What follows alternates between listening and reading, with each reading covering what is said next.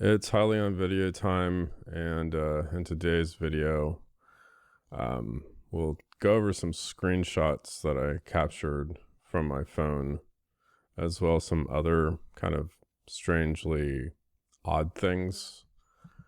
But first, we're going to talk about the second win for HYLN, and you can see this stuff coming.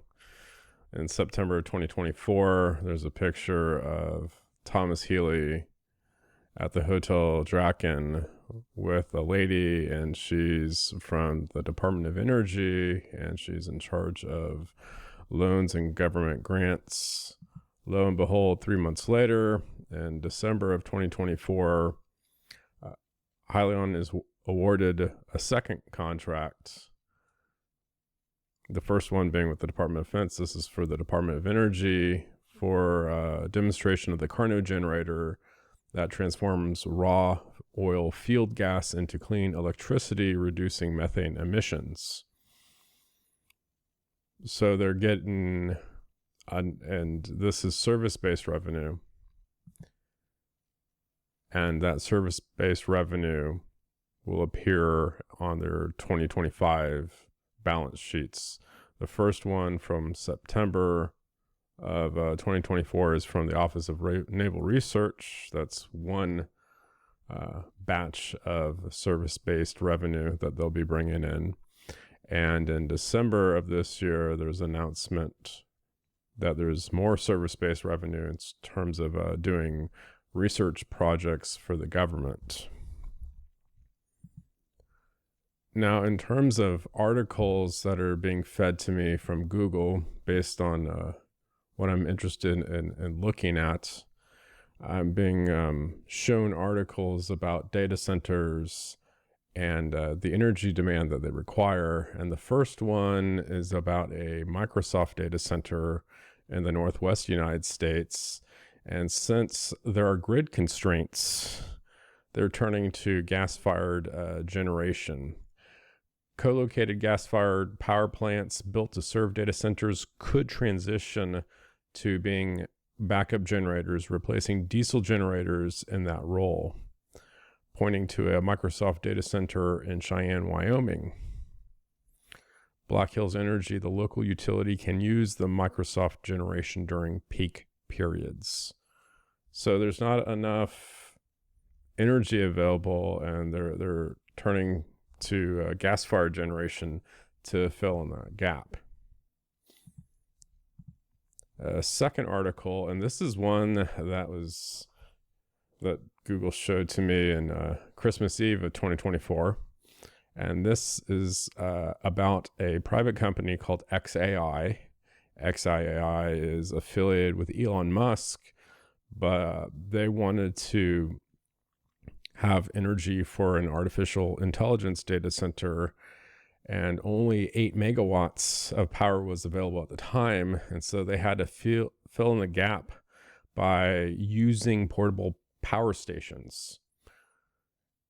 Over the summer, Memphis Light, Gas and Water, a local utility company, upgraded the existing substation to provide 50 megawatts of power. Still not enough power to power this thing. And I know that the Carnot generator, the data center version, which they'll begin development in 2025, that provides just 2 megawatts. So you would need 25 of those just to fill in that, just to fulfill the initial requirements of 50 megawatts. But that's not enough power. They need more power. The XAI supercomputer, nicknamed Gigafactory of Compute, is designed to support Elon Musk's artificial intelligence company. To run all of its 100,000 GPUs simultaneously, the data center needs an estimated 155 megawatts of power. That's an insane amount of power, meaning the new approval of 150 megawatts is just enough to get close to full capacity. The private company is named XAI. Now, before that came about, there was something called explainable artificial intelligence, which started in 2015. And it was, there's something down at the bottom of the screen that says DARPA, and DARPA stands for Defense Advanced Research Project Agency. It's a military advanced research project that's kind of named the same thing as Elon Musk's company. Another interesting thing is that Flexnode, which HYLN is partnering with on one of their earlier presentations, it doesn't say DARPA, it has ARPA-E, and that stands for the Advanced Research Project Agency for Energy. It's another research project, and the Carnot generator they have contracts from both agencies, the Department of Defense and the Department of Energy. So this is kind of like some big government kind of thing, because I'm seeing all these things with that are affiliated with either the Department of Defense or Department of Energy. And I know that Elon Musk, he's now some secretary for the Department of Government Efficiency. So that's like a third department that's connected to the government. So the more that I'm looking at this, the more that it seems to be controlled by the United States government. All these projects that are springing up. And here's a final one, a final screenshot of GE Vernova secures major contracts for AI-driven data centers for artificial intelligence, powering the future with natural gas. GE Vernova has signed multiple contracts for natural gas turbines to power large data centers. And we're not talking about hundreds of megawatts. They're going in for 5 gigawatt campuses, beginning to operate in 2028. In the past month alone, the company secured 9 gigawatts of turbine reservations from data center and power plant operators.